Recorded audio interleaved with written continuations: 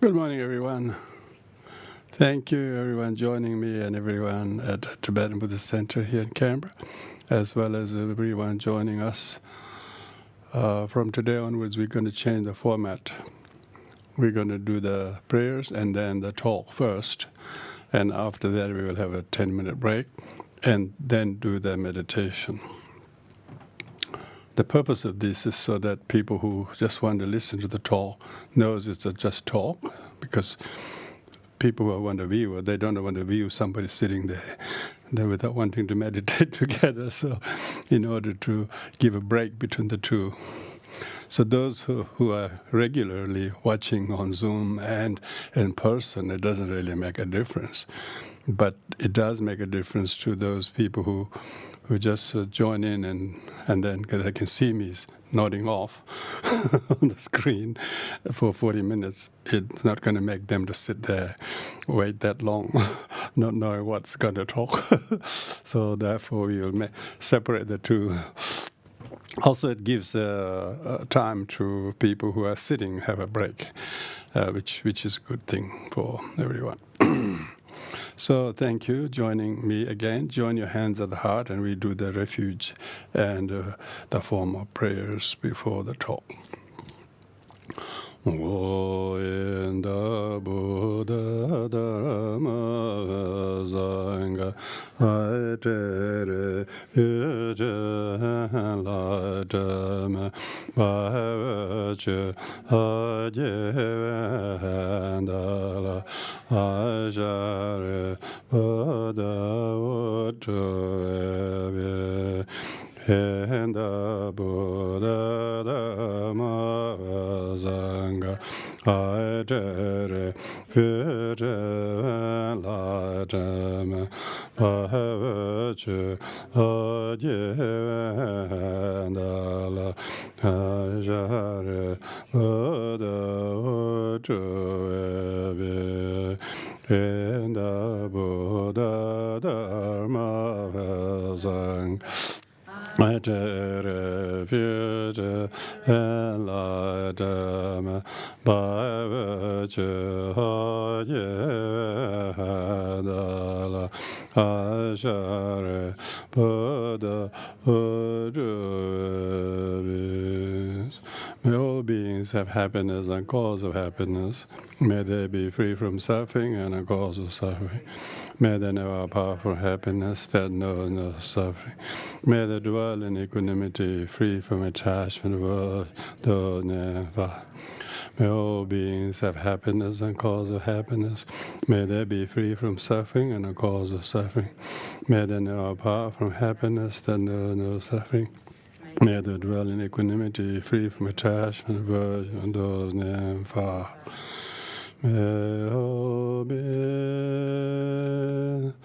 have happiness and the cause of happiness. May they be free from suffering and the cause of suffering. May they never part from the happiness that knows no suffering. May they dwell equanimity, free from attachment and aversion to the near and far. According to the intelligence and predisposition of it, where the yet the Dharma Agelo and Gama Vigo.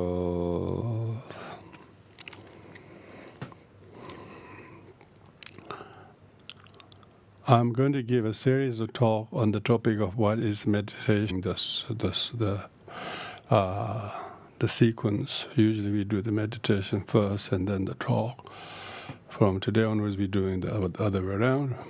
Also, I'm going to give the talk on what is meditation, consisting of number of sessions to cover the range of things what meditation constitute. Yes, what is meditation? Many people are interested to learn to meditate. Some people are thinking they can learn meditation online or through books. Others are deliberately taking effort to go to attend classes and so on. There's a lots of gray area what people think is meditation. So it's very important to know from the Buddhist perspective what is a meditation. I'm sure there are what is meditation from different perspectives, and you've been doing quite a lot of that.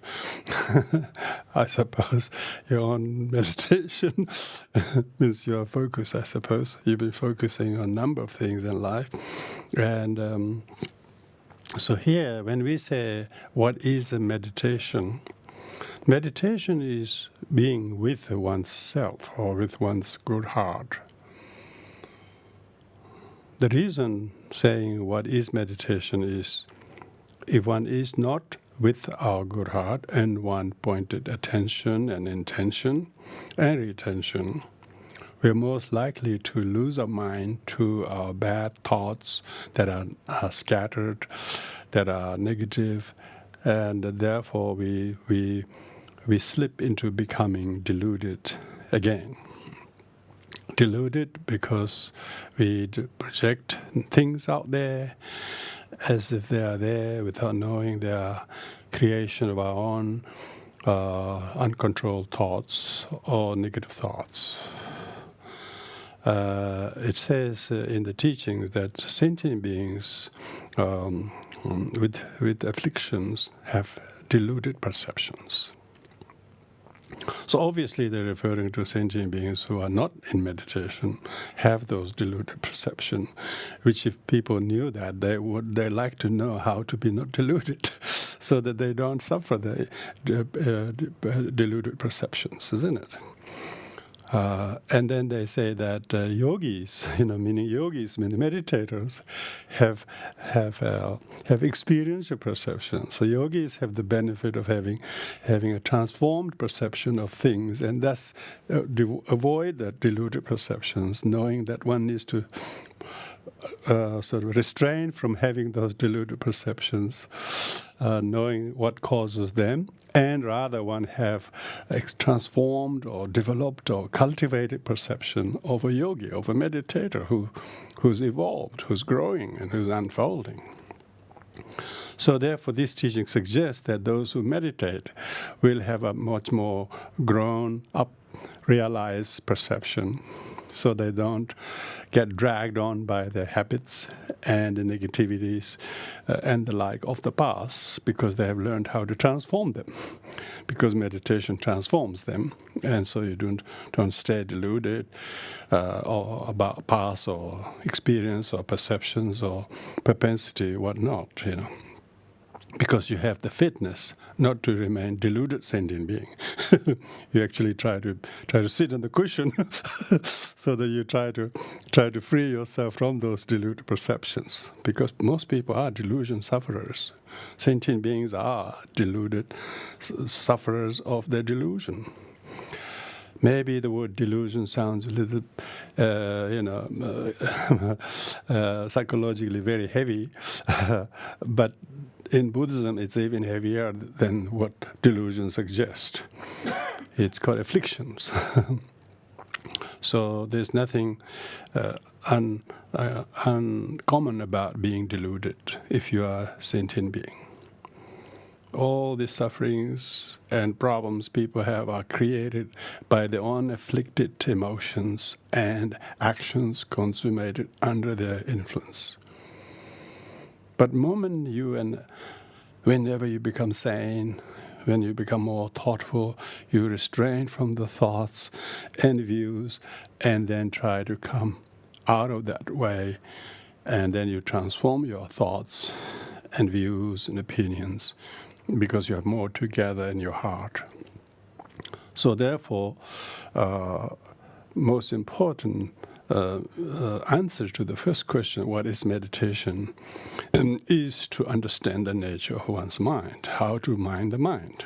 Yeah, how to mind the mind, because if we do not mind the mind, we mistake things as real when they are actually a projection of the mind that is not controlled. So the mind that is tamed, mind that has been a little bit evolved, do not see appearances as identical to the object, but they are reflections or the film that you put in the projector, because you only see what is on the screen, the type of film you put on the projector. But when the one person who's projecting doesn't know he put the film in it, he mistakes the appearance with his film. So therefore the projected, it doesn't exist on the screen except the film that you put in there. So therefore, those people who know, oh, it's my thought, then get to know how to restrain that or dissuade that. So therefore, they say, what is meditation? Is getting your senses of the mind back in your hand, and to quickly exercise restraint of those films, those negatives. We usually talk negative, don't we, in the old days, those films. And when you remove the negatives, you have positive. Then you're free to now to see anything fresh. And then all of a sudden you become sort of a yogi, because the one who meditates experiences that it's possible to change my opinion or view or the narrative about my past job or past family members with whom one's relations become really sour and we're not even talking to them. We think it's their fault, they think it's our fault. Neither is willing to change the negatives. So double demerit, They don't want to change their negative because they don't know it is their negative. We don't want to change our negative because we think it's not our negative. So that's the meditation, is how to change the negative. How to change the negative and remove that and be positive. And you wouldn't believe that Buddha he only says, I simply teach how to people to change, they say, to purify the mind. What purify of what? The negative. If you remove the negative, then it becomes positive. The analogy is really important here, because you're so familiar with old style, projecting things on the screen, isn't it? You only see what you're putting in your projector. The screen is completely empty. So the Buddha says all things are empty other than our figment of imaginations. So if you meditate, you get to know the importance of how to get your sensibility of your sixth sense consciousness. We're talking about sensibility of 5 senses would be good, but 5 senses can never be sensible unless the 6th one is in order. The 5 senses are just like windows, If your window is facing a forest, you can only see forest. If your window is facing a mountain, you will see mountains. If your window is facing someone's dirty backyard, it's going to see that. But you have to have a mind inside the room not to look at that window. Rather, always choose the room with a view. Not just a room with a view, but window with a view. Some rooms could have views if there was a window on this side, but they completely shut it down. The view where the room could have had is there's no window. So meditation is how to gain right view, correct view, kind view, wise view, of the object as well as ourselves, our past. This is incredibly important. So the meditation is therefore to gain our sanity and learn to stop being negative and learn to know negative, as our negative thoughts. Because only when you meditate, then you know it's my mind. When we are not in a meditative state, whether in formal meditation outside, we don't think it's my mind. We think it's him, it's them, it's his action. We're busy pointing our finger again. We didn't realize that it's a reflection of the film that we have put in my mind. Our mind. Sure, there's a role of the empty projection, screen too. But it's mainly what if we don't have particular thought we do. So the knowing that our mind is negative is the hardest. So that's why meditation teaches how to see your thoughts, see your mind, first learning to go to a place or have a time, and then to secure the space and time and the knowledge of what to do. That is meditation. Yeah? Like you are here. You have come here and deliberately in this room, this Zoom link. You deliberately chosen the 11 o'clock Sunday morning, so you know the time. You're not trying 11 p.m. in the night. You know it's 11 a.m. on Sunday. so you likewise, you need to have that kind of time in your mind when you're going to do the meditation, when that's really more suitable to you, maybe early in the morning or freest time of your week or day, 1 hour, whatever. You choose that at a particular space and time where you can be really, really spacious and open and very serene. So when you have made that, what you call time and space and the knowledge is the how to do the meditation. Yeah, knowledge is the how to do the meditation.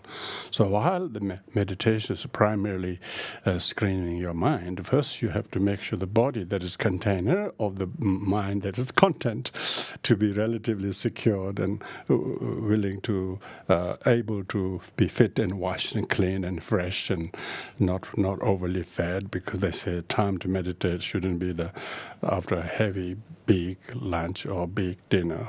It should be fairly when you are that not so full anyway with food in you, because you won't feel so sleepy. So time, you need to knowing the time, knowing the place, and then knowing how to meditate, because you rely on body. We are so physical, you wouldn't believe. If our body suffers slightly, the meditation can fall apart in no time. So you've got to really make sure that your body is reasonably able to sit for a good 30 minutes or so. And before that, you shouldn't make too tedious or too strenuous a job that exhausts yourself. So you should have rested very well, preferably before the meditation, so your physical energy is really brightest and the fittest time of the day. So that's very important, because your body you have to sit to meditate.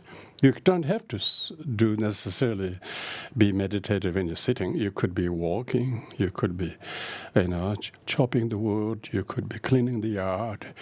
You could be, folding all your washing. You could be just doing a few things, but you could be just really, really serene and with a good heart and. So I'm saying what is meditation means being fully present and wholehearted, and not become distracted and really stay present. So lots of people are very meditative in their work. You can see they're really good at that, because their mind is so focused and serene, and they become very good at it. Now, of course, we call that karma yoga meditation. Then what are you doing? Well, you're doing things which are very meaningful and good things to do, but doing things and being mindful. But formal meditations is always done by sitting. So that's why you need to learn to sit still. Because when your mind is in charge, if your mind is not deluded, it will not lose your mind to the body, which have many ideas, by the way. So you have to almost command. Your mind should have the command over your body to be able to give direction for the body to sit still. So that's if your mind is able to know its preeminent importance. Buddha said, mind is the forerunner of all things we do, see, feel, know, form opinions, or decide to react this way or not react this, is whether your mind is in your hand or not. And that will determine what you do will produce what kind of outcomes and good or bad consequences. But when your mind is lost, you will have to face the consequences that are exact result of the very mind that are lost to anger or greed or judgment or selfishness or whatever the case might be. So people are usually stuck with debris of the past mind that didn't work very well.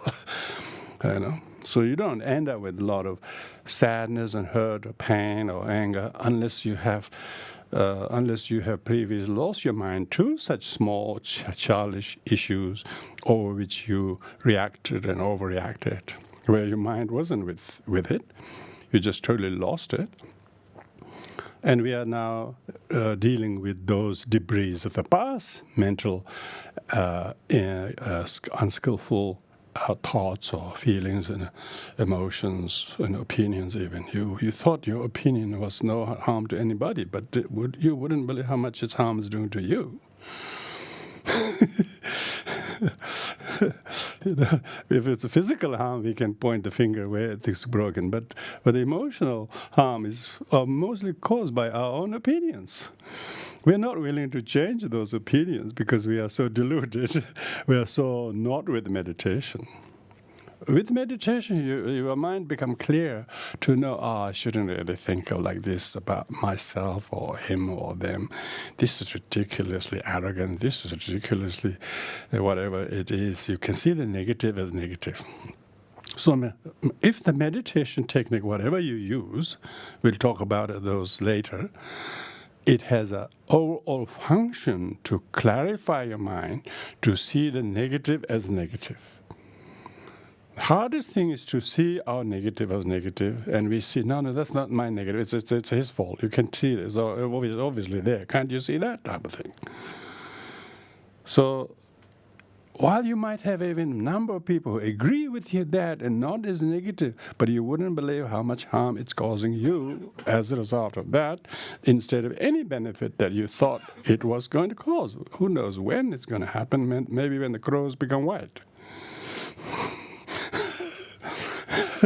So then, when you are able to recognize your negative as a negative, then you are in meditation. They say most hardest thing for a practitioner is to notice that afflictions as afflictions, and how negative and destructive they are, and because they make you see things that are deluded, and yet you think it's correct, and they are impure and only negative. You can tell whether they're negative because all your reactions and your thoughts and your actions are all negative reactions and a negative kind of consequences. So therefore, it's no point saying you are so negative to yourself. You're trying to prevent the negative consequences in the future. So you're being very practical and very efficient by seeing the sign of flood that may come when the rainy season starts. So you start building the dam before it's, Chum malog chura in Tibetan we said, build the dam before the flood. So you learn to know how to prevent those negative thoughts and fear of future negative consequences.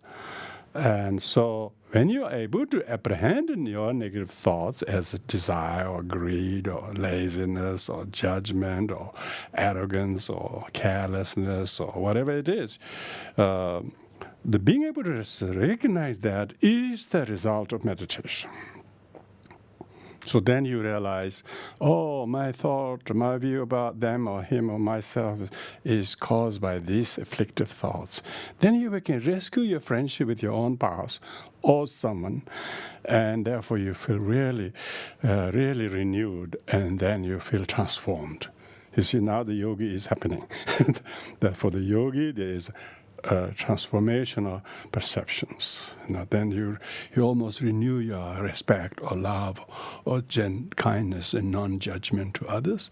Because of that, almost like you can see the negative film removed, then the screen becomes clean. So your perception of him or her is completely reconcilable. And this is called yogic perception. The yogis are those who meditate.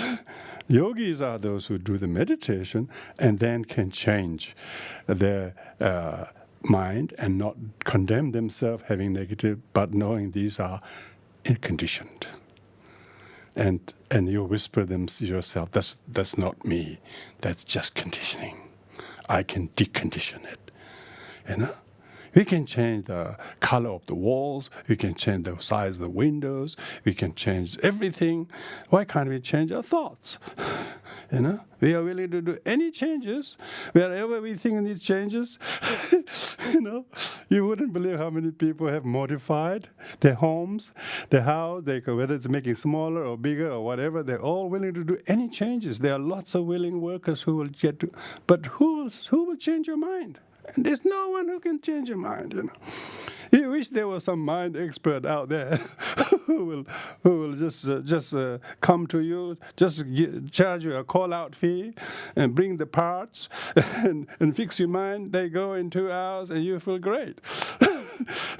but there's no tradies who will fix your mind, Even Buddha said, I am not the fixer. You are your own master. Buddha said that. But how do you become the master? How does the slave become the master? This is the question. We overthrew the slavery a long time ago. But have you become master? That's the whole thing. If we don't like physical slavery, why we will want emotional slavery? Most people are emotionally depressed by these negatives without recognizing the negatives are conditions, are just conditionings. They are not innate nature of you. They are not some original sin that some people may put the fear of the God in you. Only God can forgive the sin type of thing. I wish there was one. I'd be interested to do that too. I can call the God to help me. But Buddha said this 2,600 years ago, there is no such thing as neither the Creator who can undo your creation, nor is there any creation, even of your deluded ones, that are permanent. They're all impermanent. But you need to change it consciously to get rid of them. And that is the meditation that gives you the clarity of your mind. This is how I do it. So that's why you see the meditation. What is meditation is becoming fully present. What is present is like negative is darkness. Opposite of negative is positive. And opposite of darkness is light. So you need to bring in the light. Bring in the light to dispel all the darkness. This is called enlightenment. Enlightenment is not just kind of a finishing line when you levitate 7 times the height of the Bodhi tree. That's not. That's a final enlightenment. You might like to see that one day. I'm a poor thing. You want to see at least a couple of inches levitating would be good. You have to bring some glimmer of light into your dark corner before you illuminate the whole world of darkness. Bring some small light in the corner where you are feeling so suffocating and dark and pitch that you no longer have this weight of resentment or anger or sadness or whatever the case might be through the meditation. See? So So that's why then remove the negative, make it positive. When the positive, become light. You become light. You don't have the heaviness and denseness, tense in your physical body, let alone in your mind. Why? In the meditation, you transformed your narrative. You made a vow not to do that thoughts, not to hold that opinion. Really. This is the transformation. Outer transformation, you can do a lot. You can have your hair pointing like that, or you're going like that, half cut over there. You can do all sorts of transformation, even just hair-wise. But we're talking about inner transformation. Inner transformation, that particular view and opinions and you have about your in-law or your neighbor or your ex or your wife or yourself even, or if your loved one that is no longer loving, that's the affliction, that's the negative. Buddha really wants you to do some homework. It's the personally how much of that chain in which you are caged. If you are in prison, some Buddha likens our predicament as a prison of samsara. We are so stuck in that little cage that we ourselves build. We need to know how to uncage ourselves, get out of that prison. That is meditation. Meditation has the power to inform and reform you in the way that no education, no external changes can ever bring it to you. But this has to rely on your three things: discipline, the actual meditation, and the wisdom in keeping up the discipline to do the meditation. So you can see that is meditation. Meditation needs to be transformative. Not giving credit to some external entity that there powers you, empowers you, blesses you. These kind of theistic beliefs lurks into Buddhism all the time. You couldn't believe how difficult it is to be Buddhist. Always seeking an external savior. We often say that too. Oh, it's because of Tara's blessings. Oh, it's Buddha's blessing. We all say that. It's positive to say that. Then it's all my doing type of thing. So there's nothing wrong with that. But teaching actually goes much deeper than giving credit to someone sitting out there. It actually is much more profound to give credit to your own small effort of sitting on the cushion where you saw some light and shift in you to no longer hold those views and perceptions. So, of course, the blessings or positive energy of the Buddhas and Bodhisattvas, Taras, Yidams, of course, are interdependently originated. Of course, how can you do independently by yourself, without the lineage, without the Buddhas, without the teachings and all the holy masters? Of course, you can't do. But nevertheless, it's important to be distinguishable from theistic worshipping of Allah or a creator out there.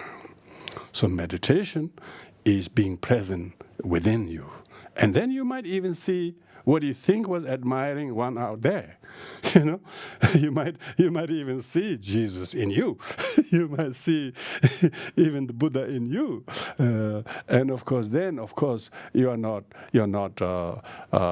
deprived of the qualities of Buddha or love or forgiveness that God or Jesus might have had. So you might find, I'm inspired by their examples. Yes, not because they gave it to you, because you downloaded the app. You downloaded the enlightenment app. You downloaded the forgiveness app. When? In meditation, it just happened, All of a sudden, your mind came to clarify, reach to a status of clarification. You realize, this is the way to do it. People have realization in meditation that they really will drop something, the negative, remove the negative, and replace that with positive. When you remove the negative, it's good because you knew negative as negative. Why? Because you had your mind in your hand. The meditation enables you to witness and spot Do you know the word? I don't know what the word Spotify means these days. Maybe you will. You should Spotify the mind. You can Spotify your mind, because Buddha said you can't see the mind. I don't know, you can spot the mind. But it's the clarity. It's the amazing. Clarity is all distinct from obscurity. So the Spotifyability of the mind is its clarity. Okay? Your mind is so clear. It's no longer negative, no longer obscured. Why? Obscuration was conditioned by some wrong moves. It was a bad move you didn't know was bad. You knew how to reverse it, and there is no really obscuration that is inherently bad. It's just you have to flip it over. If you flip it over, you see the other side. Yeah? So even negative is not inherently, permanently, eternally negative. There is no original sin in Dharma, in Buddhist teachings. They're all bad compositions. And you change the composition, can be completely rechanged, can be changed. Everything's changeable. So when you meditate, you're learning to cultivate that sense of being able to sight the clarity as opposed to obscuration or negative. And this can come from one-pointed meditative concentration on the posture, on the breath, yeah, on the mantra recitation, deity visualization, or loving kindness, compassion, forgiveness. You can do every specific subject of meditation, providing that you have these three. The discipline. Discipline is physical discipline, the duration of your meditation. You must stick with it, and devoid of all the 5 hindrances, application for all the 8 antidotes. When you apply that, then your discipline allows you, the meditation, to produce the outcome. The outcome might be, for a beginner, just realizing how negative one has been, and then think it's not him or them or the world or my life, but my inaptness how to mind my mind. And then recognizing how to now change or put a new handle on the mind, and then learn to develop some skill in witnessing the mind's infinite capacity, should we use it in a creative way.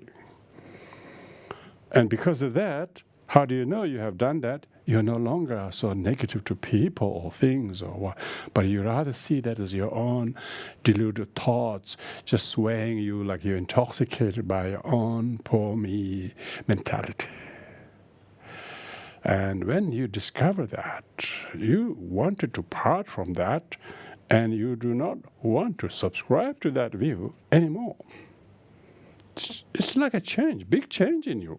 Yeah, big change in you. You realize, I need to part from this view, and I need to stop subscribing to these habits. And therefore, stop the subscription, basically. Yeah. And people are quite happy to, block someone, Yeah, block this one. Buddha used the word cessation, nirodha. The third noble truth is cessation. Cease. Cease means stop it. Yeah, block that true cause of suffering. Not some people or some number or I have all these people, they say, he blocked me. I say, what? He blocked me? Oh, that's good. Why are you so offended when people block you? Some people think they block somebody and they think that's going to end the problem. You have to block your own neurosis.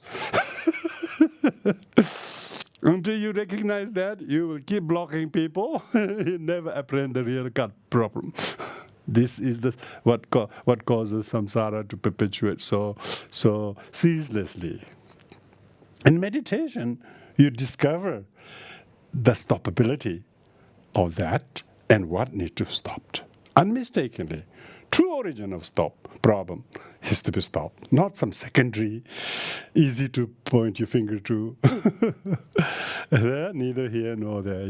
You can block one today and befriend another tomorrow, and you have half a dozen new friends, and they all would be blocked because that's what you are.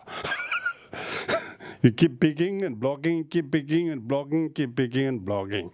Your real problem is not the arrogance or anger or selfishness or whatever it is. You have not apprehended that.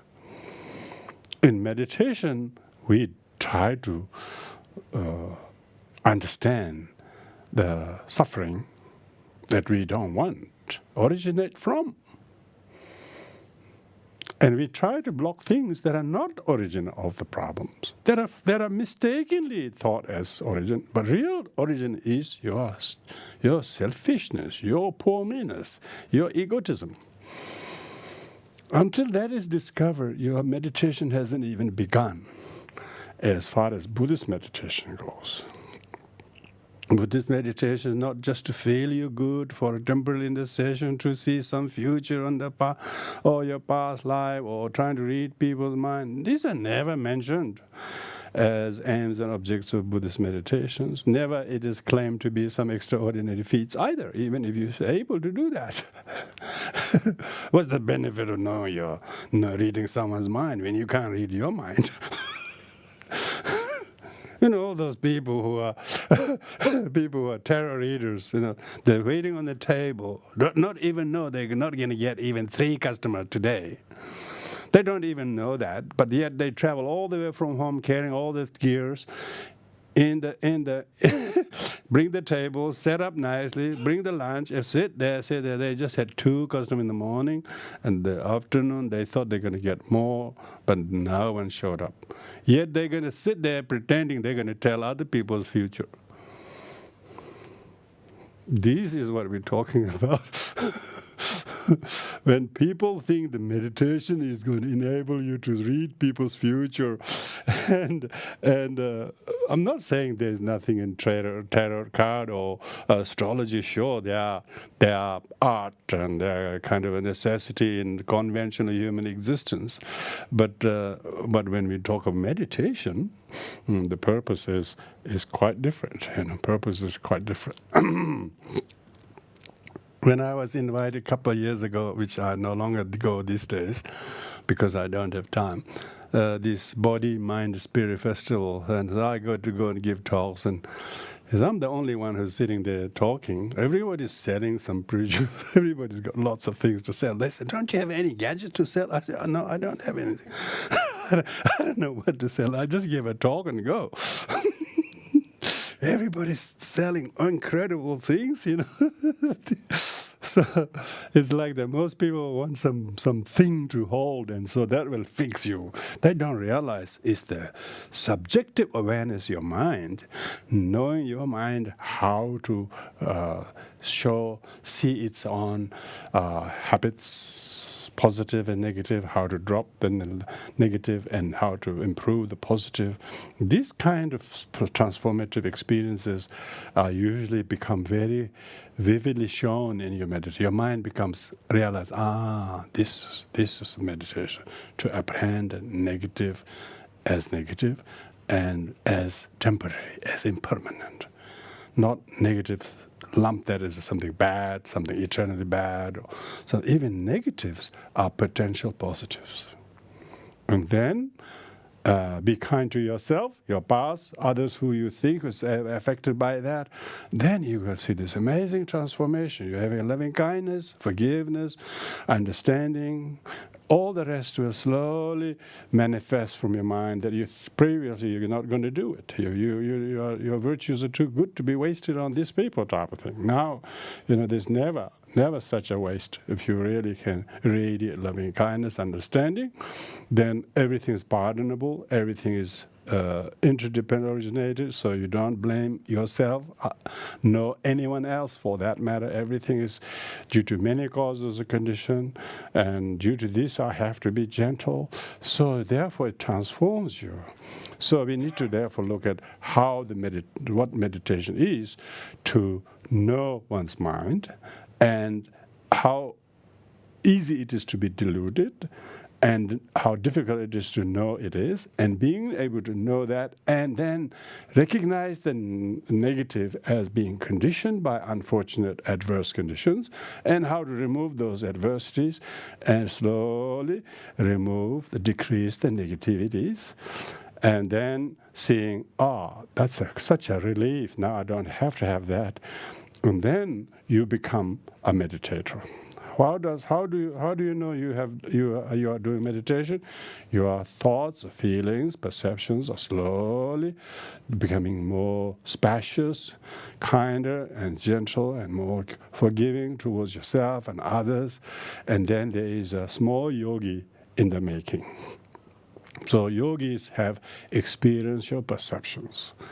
Whether you're chanting, whether you're doing sadhana, whether you're doing calm abiding meditation, whether you're doing deity yoga, all of these are varieties of modules of meditation.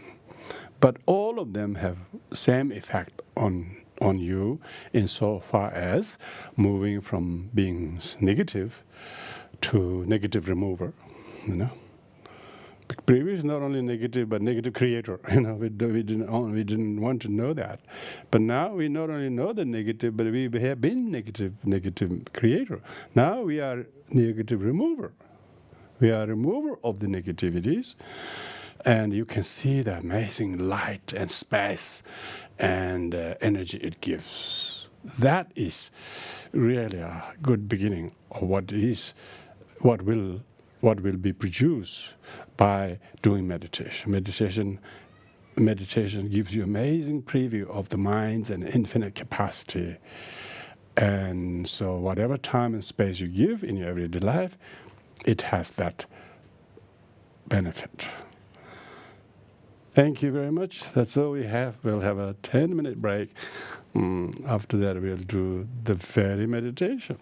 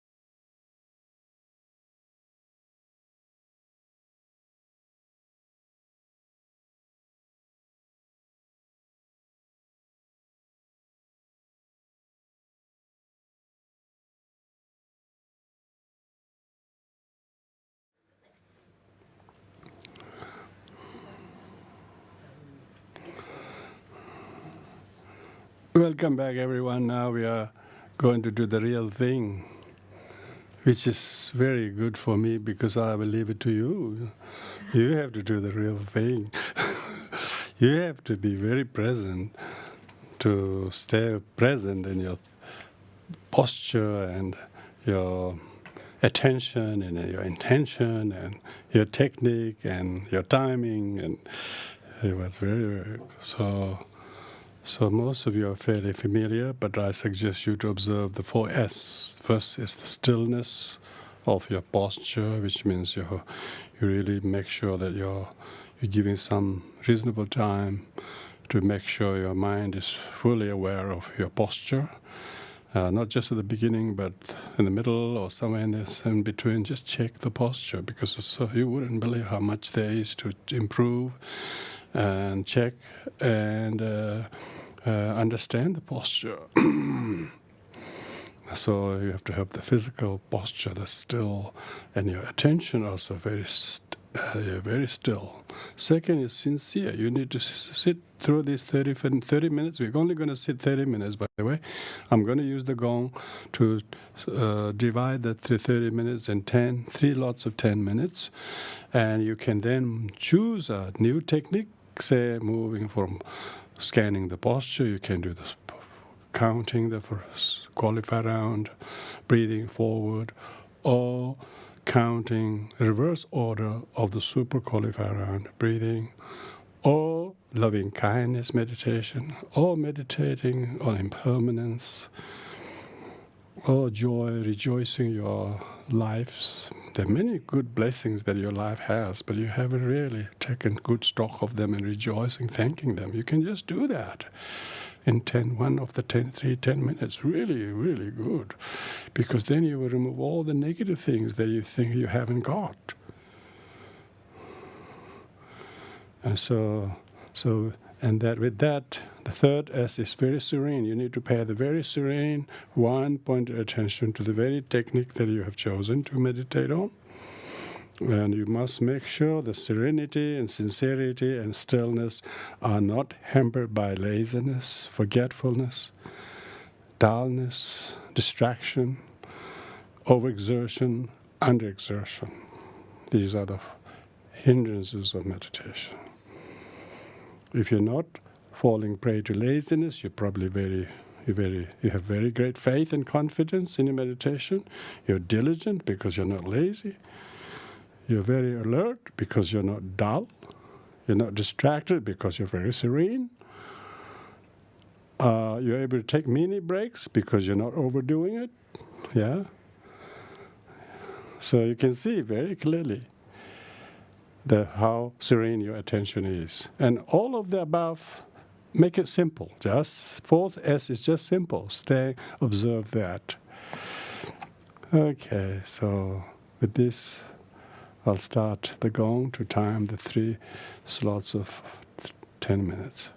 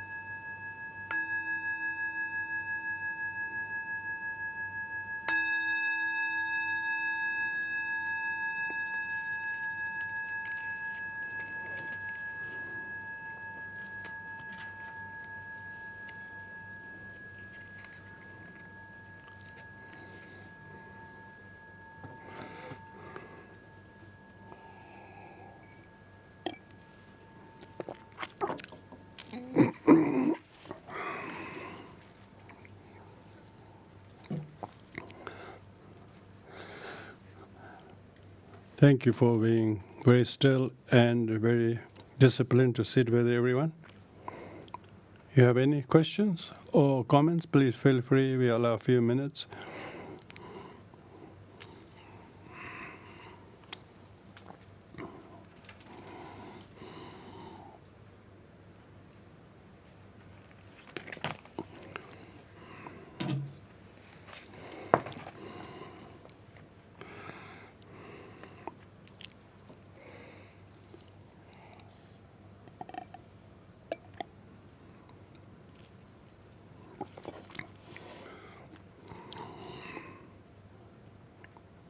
What's that? Mm-hmm. Not a question? Okay. Okay, if there's no questions, you must be saying, when are you going to have lunch? Huh? There is a question, is it? Is there a good example of flipping and obscuration? Uh-huh. Is there a good example of flipping and obscuration? What obscuration? Sleeping. It says, is there a good example of flipping and Flipping. obscuration? Flipping. Flipping and obscuration. Oh yeah, of course. Of course, firstly you have to know obscuration such as laziness. If you think you are not putting necessary effort, you know you could have tried better, but you know you decided to be lazy. So you have to know it's a laziness. Then flipping at it is to change it into diligence. So now I'm doing lazy. Come on, you can do better than this. It's only another 5 minutes. So then you try to invigorate the diligence instead of being slack and lazy. So to be able to flip abilities, first you have to know that what obscuration it is. You have to recognize as an obscuration, that is not an obscuration. That teaches you the flippability. People don't even know they're being lazy, and therefore they can't flip it. If they know they're being lazy intentionally and habitually, then they realize that is the obscuration. And then they say, oh, I'm only sitting here, half an hour, there's another 10 minutes to go. I'm being lazy. This is ridiculous. I'm usually so up and doing many things without any sign of boredom. And what's happening with me? So you straight away reinvigorate that laziness into diligence. That's the example of, so all obscurations are a good example of flippability. Only difference is that you have to know the obscuration is obscuration, and you've got to label it. You've got to label it. If you're not labeling it, you're obscure. You're vague. You can't even label, oh, I'm suffering laziness. Because you can't identify what is laziness and you're occurring it, you can't flip into it's an antithesis. So you have to recognize the obscuration, which is not obscuration, which is meditation. There's an existence of obscuration, doesn't have to be the obscuration. If you recognize it is, then it has no potential to, then to flip it, then to dissuade it, discourage it, maybe have a little mini break, Have a little mini break quickly, and then that mini break allows you not to be so rigid and stiff, be that with posture or your whatever it is, and then you can, I can try another 5 minutes a little bit more heartily than I'm trying to try not to do, and then that's the example of how you can flip the obscuration into the solution. So it's not so much the remedies are ready-made, Remedies are understanding of the obscuration. And who understand obscuration? When the experienced meditator understands obscuration, and he or she learns how to label them, because teaching has labeled them, and if we haven't labeled any obscuration, even though we are full of it, we don't know how to remedy them. You have all these remedy jars, you don't know which to use because you haven't identified what is the actual obscuration. So labeling is very important, because we are good at labeling. I can't be bothered doing anymore. That sort of thing. It's a self-discouragement. You could call that self-discouragement. It comes under laziness. So you need to label them in your meditation, and it's not an obstacle, and then enabling you to identify the obscuration. And as you identify obscuration as obscuration, then it's not an obscuration, because it is not preventing you. It is enabling you to do something with it.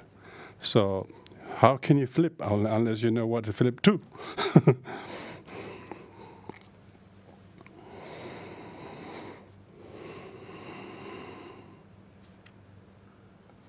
Another point there, is it?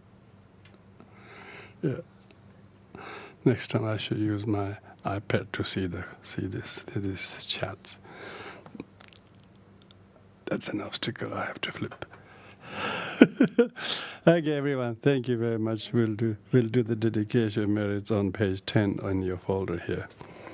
By this mere me hovaga da defa me zage homne me ale vera be brande ajana pada desene erenda mahayana dije whatever mere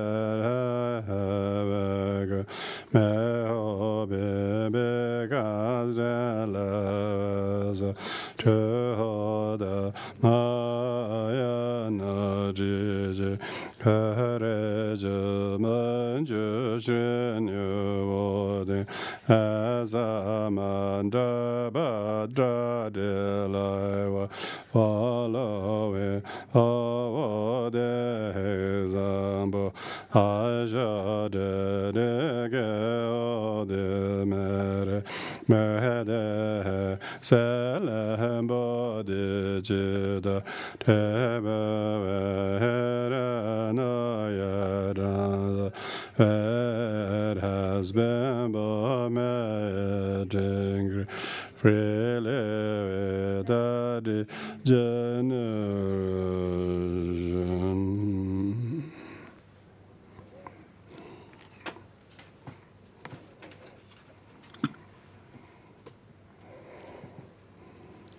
Thank you, Rinpoche. Welcome, thank you.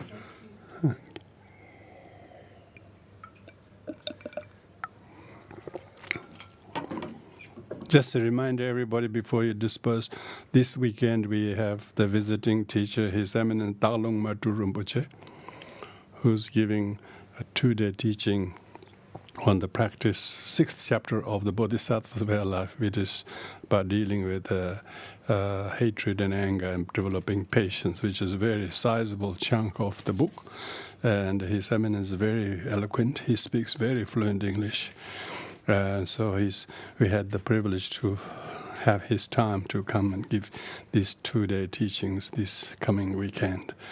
So if this should be relevant to everyone if you there have time, because it's about dealing with anger and hate and ill will and resentment, which lots of people have for wrong reasons. So many. It doesn't have to be Buddhist or interested in Buddhism. They just have to be interested in how to stop hating. So please spread the word around, because we had a very short notice of his arrival, so we had a very little time to advertise much. But if the words goes out through words, that's good. So I'll see you there. Thank you.